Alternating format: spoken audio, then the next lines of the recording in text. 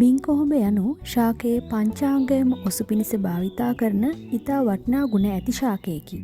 මෙම ශාකය හඳුනා ගැනීම ඉතාමත් පහසුයි. මෙහි බොහෝ විට අතු බෙදීමක් සිදු නොවේ. මෙහි මල් සුදු පැහැතිය.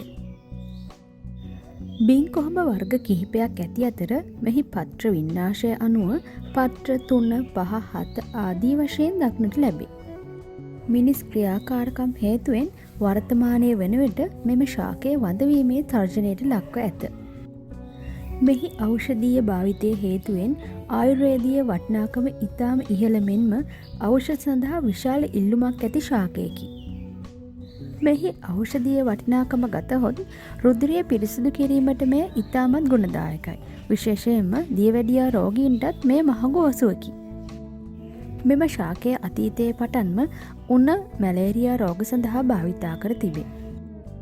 වෛරස් නාශන ගුණයෙන් යුක්ත බැවින් වෛරස් උණ සුව කිරීමට බහුලව මෙම ශාකය භාවිතා කරේ.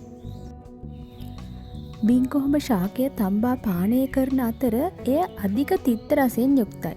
නමුත් මෙමගින් ඔබගේ රුධිරය පිරිසිදු වෙනවා. මෙම ශාකය මගින් ශරීර ප්‍රතිශක්තිය වඩවන අතර රුධිරය පිරිසිදු කිරීම ගුණය හේතුවෙන් කුෂ්ඨ රෝග, චර්ම රෝග සමනය කිරීමේ හැකියාවක්ද පවතී. එමෙන්ම හෘදයගත සීනි මට්ටම අඩු කිරීමේ ගුණයක්ද මෙම ශාකයෙහි අන්තර්ගතයි. මීට අමතරව අතිසාරය, අජීර්ණය, මලබද්ධය මෙන්ම වාත රක්ත රෝගය සමනය කිරීමේ හැකියාවක් මෙම ශාකයට ඇත. වාපිත් නැසීමට ශාකය හොඳින් වියලා කුඩු කරගෙන තේ හැඳි 1ක් පමණ මී පැණි සමග මිශ්‍ර කර ආහාරයට ගත හැක. මෙහි වටිනාම ඖෂධ ගුණයක් වන්නේ පිළිකා හා ස්නායු ආබාධවලට ප්‍රතිකාර කිරීමට මෙය නැතිවම බැරි ඔසුවක් වීමයි. එමෙන්ම මෙය අක්මාගත රෝග සඳහා වඩාත් හිතකර ශාකයකි.